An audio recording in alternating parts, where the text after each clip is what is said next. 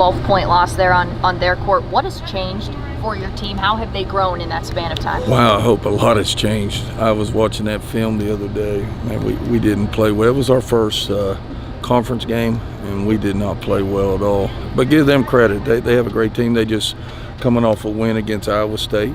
Big win for them. So they're playing very well right now, so we'll have our hands full. What was the end of the Texas Tech game like, only having 5 players available? I just kept telling the referees, you understand if you foul out one more, we're going to have to play a 4. And they just kept looking at me. So, no, I give credit to the players that was in there at the end. I mean, we had Nia Staples come off the bench, scored 11 points. Jayla came off the bench, scored 4 points in a row right there down the stretch when we were down 7. So give them credit. They come in and did a great job. And then I thought Madison Smith's picked it up a lot the last 2 games. When we've been struggling to score a little bit, she's been picking up her scoring. What's changed with her? Is it just getting more experience, feeling more comfortable out there with the 20 points and then 24 against Iowa State? Yeah, I think it's just confidence. I really do. I think that if you look at it, the last 2 games, teams have played us triangle too. They played man-to-man against Tynice and also Naomi, which leaves the other 3 open. And she's doing a good job because of that and hitting open shots and attacking, and it gives her a lot of opportunities. Since you've had 8, the possibility of a game like Texas Tech has always sort of loomed. Just how have you guys avoided it to that point, and how much you think knowing that was a possibility maybe prepared them for being in that situation? Well, I mean, we've had 8 here for a while, I think over a month. So I think we're used to playing with 8, to be honest with you. And I just like to see our post players not get in foul trouble the first quarter. That'd be nice. We had Teresa, our starting center, with 3 fouls in the first quarter. And Carey, our other center, with 2 fouls in the first quarter.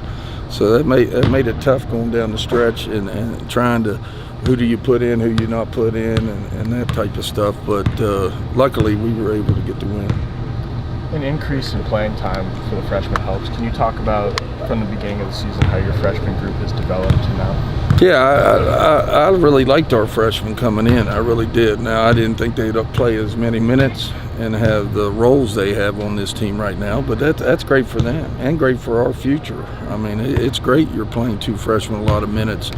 That is the future of the program. So we're real excited about that. And, they continue to get better. They continue to understand. They continue to understand what we want offensively and defensively. So that just gives them a leg up, in my opinion, for the next 3 years. You have a different mix. You have a mix of underclassmen as well as some seniors, even some people who won a Big 12 tournament. When you talk to your team, do you mention seeding? Do you mention NCAA tournament? Do you mention Big 12 tournament? Do you talk about those things? Oh, absolutely, especially this game coming up. This is a really big game for us. And if I can say what I'm thinking about, we need a great crowd in here for Saturday. It's for a great cause, too. Women's breast cancer. So we need a great crowd in here for that, but we also need a great crowd in here for the basketball team, because this is really big game for us, really big game for us trying to get into the NCAA. So we need a great crowd, and we need to play well. How do you get so much out of 8 players? I don't know. That's a good question. You know what I always say, it depends on the 8.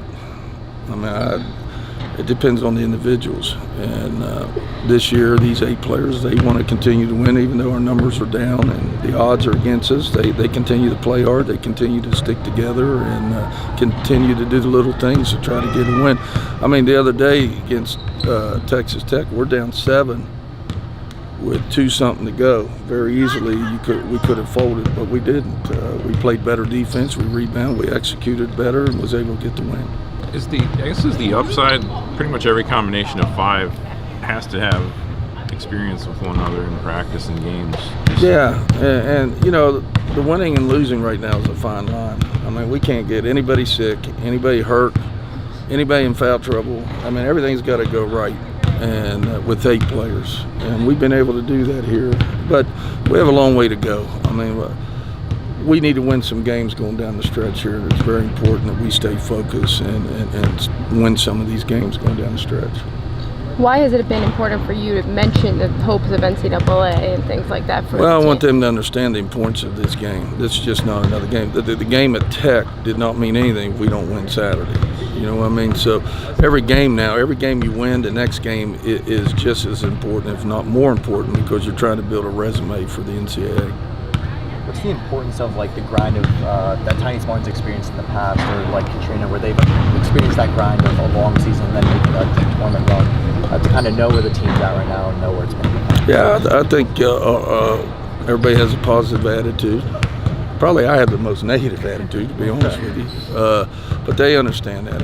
We're just trying to get better, and my job's not to let them settle and be happy with what we've done so far. We have a lot of work left, and we have to continue to work and stay positive and stay focused.